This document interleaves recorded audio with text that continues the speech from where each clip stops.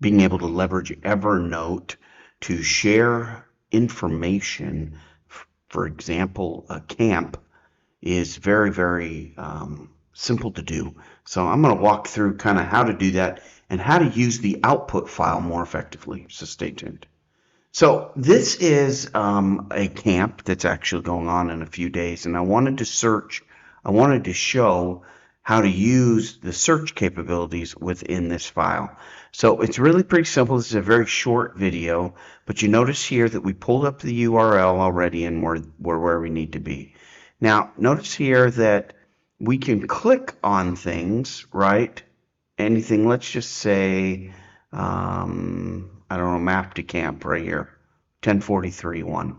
So we can click on that, but if we click on it, it's going to ask us for an Evernote page. So if you have Evernote, or if you want to sign up for a free account, you can do that, and then those clicks will work. But if you don't want to do that, there's another way to do that. Look at the number right there, 1043.1. On your keyboard, hold down the control key and hit F. So F is the search key, and you can see it right there at the top. So whatever browser you're using, control F will most likely work. And we're going to type in 1043.1. Whoops, .1.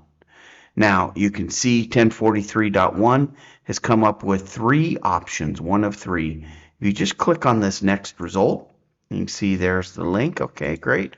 And now this gives the address of where everything is. So it's as simple as that. So when you get done with that, if you hold down your control key and hit the home key, you'll go right back to the top and you can start again.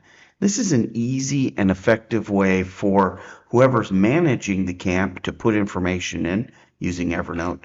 But more importantly, all of the people who need access to this information can now find and search for key nuggets of information right within their browser. Good luck.